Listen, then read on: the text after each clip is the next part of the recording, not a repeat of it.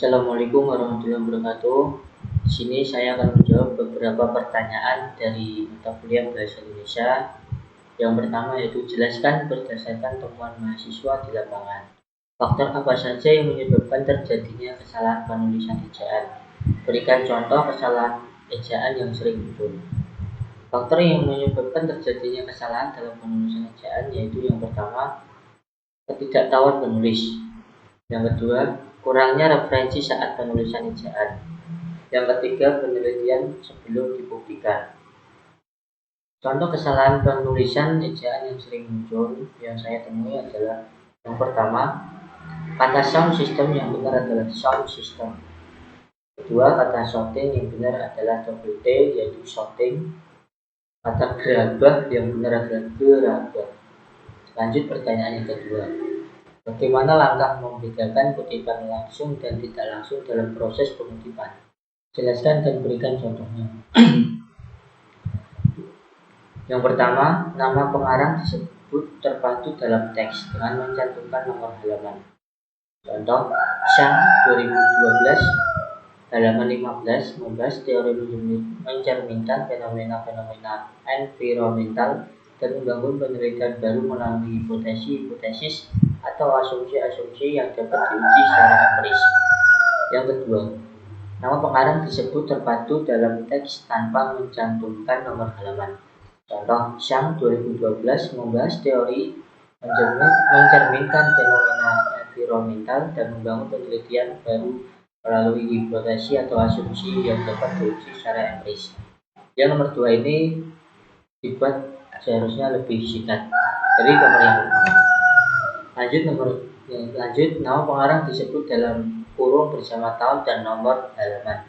Teori mencerminkan fenomena-fenomena environmental dan membangun penelitian baru melalui hipotesis atau asumsi yang dapat diuji secara empiris.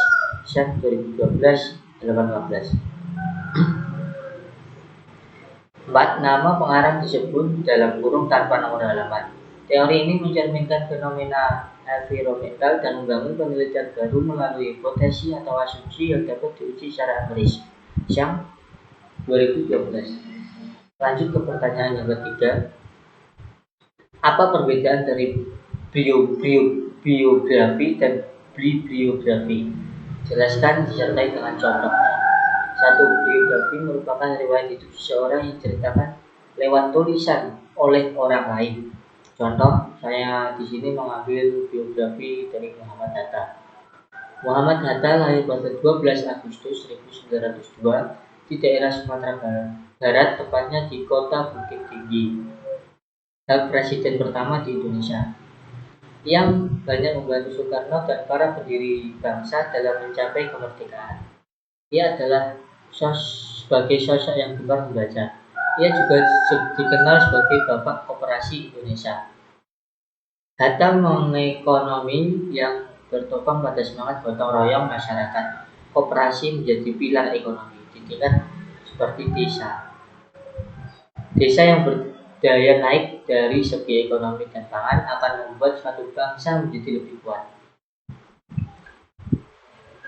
2. Disebutkan, sedangkan bibliografi adalah daftar kepustakaan yang berisi judul buku, artikel-artikel, dan bahan-bahan pertanyaan lainnya. Pustaka dari internet yang berasal dari dokumen, email, dan lain-lain. Contoh biografi ini saya ambil dari Kompas, yaitu linknya ada di situ. Lanjut pertanyaan yang keempat. Apa perbedaan makna antara pukul dan jam jika dilihat dari penggunaan untuk menunjukkan kata pengganti waktu? Jelaskan disertai dengan contoh kalimatnya. Perbedaan makna pukul dan jam adalah kata jam digunakan untuk jangka waktu atau durasi. Contoh, setiap hari Kamis akan dilaksanakan pembelajaran bahasa Indonesia. Sedangkan penggunaan kata pukul untuk menunjukkan waktu di mana peristiwa akan terjadi. Contoh, belajar mata kuliah bahasa Indonesia akan dimulai pukul 10.40 menit. Bahasa berdasarkan hakikatnya merupakan sistem bunyi bermakna.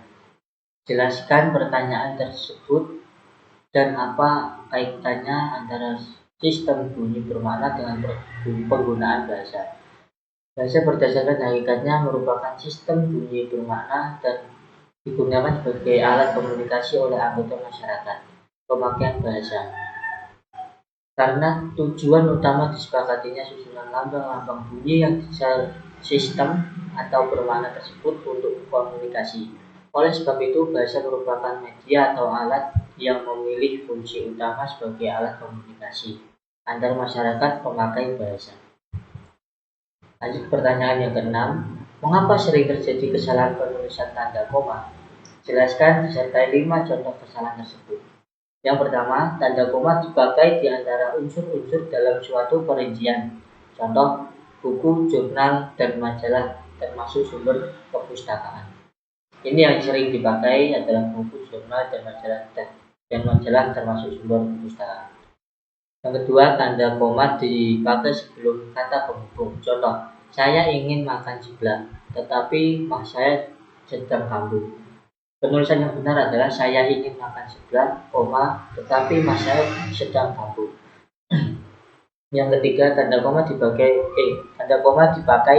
untuk memisahkan anak kalimat yang mendahului induk kalimat.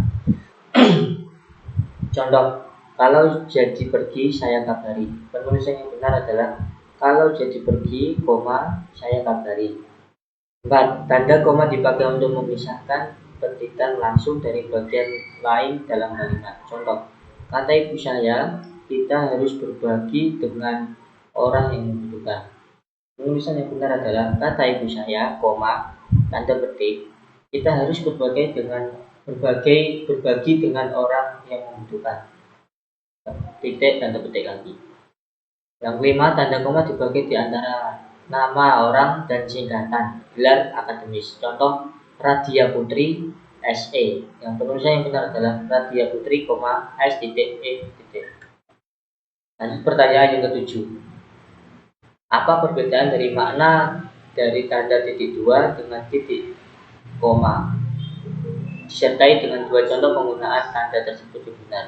Yang pertama, tanda titik koma dapat dipakai sebagai pengganti kata penghubung untuk memisahkan kalimat secara setara. Yang satu dari yang lain. Yang kalimat setara yang lain di dalam kalimat majemuk. Contohnya, Andi bermain basket, Rina menulis cerpen, Nito mengaji. Sedangkan tanda titik dua dipakai pada akhir suatu pernyataan lengkap yang diikuti perincian atau penjelasan. Contohnya, mereka memerlukan peralatan sekolah, buku, pulpen, pensil, penggaris, dan menghapus. 2. Tanda titik koma dipakai pada akhir perincian yang berupa klausa. Contoh, pernyataan penerimaan pegawai di lembaga ini adalah 1. Berkewargaan Indonesia, berijazah, 2. Berijazah sarjana 1-5, 3. Berbadan sehat dan bersedia ditempatkan di salah satu wilayah Indonesia. Sedangkan titik 2 tidak dipakai jika perincian atau penjelasan itu merupakan pelengkapan yang mengakhiri pernyataan. Contoh, tahap penelitian yang harus dilakukan meliputi A. Persiapan, B. Pengumpulan data, C. Pengolahan data, dan D. Pelaporan. Lanjut pertanyaan yang ke-8. Jelaskan mengapa sering terjadi kesalahan penulisan huruf miring. Berikan contoh kesalahan tersebut disertai dengan pembenarannya. Analisis penulisan huruf miring. Huruf miring adalah huruf yang ditulis miring. Berdasarkan huruf miring digunakan apabila terdapat kata istilah bahasa asing untuk membedakan dengan kata yang lain ataupun istilah yang belum diindonesiakan. Contoh, sistem yang seharusnya ditulis miring, sistem. Error yang seharusnya ditulis miring, error. Download yang seharusnya ditulis download. Open yang seharusnya ditulis miring, open. Kontrol yang seharusnya ditulis miring, kontrol. Lanjut ke pertanyaan yang ke-9. Jelaskan bentuk kesalahan penulisan konsonan dan vokal pada karya tulis ilmiah. dan berikan contoh kesalahan tersebut disertai dengan pembenarannya. Yang pertama, kata baku, tidak baku. Contoh kata resiko yang benar adalah risiko. Kata plat yang benar adalah pelat. Kata detail yang benar adalah detail. Yang dua, imbuhan huruf. Contoh kata sepele, salah. Yang benar adalah sepele. Kata gerinda, salah. Yang benar adalah gerinda. Kata benar salah, yang benar adalah betul dan benar. Sekian dari saya. Kalau ada tutur kata yang kurang mengenakan atau ada yang kekurangan-kekurangan, saya minta maaf. Wassalamualaikum warahmatullahi wabarakatuh.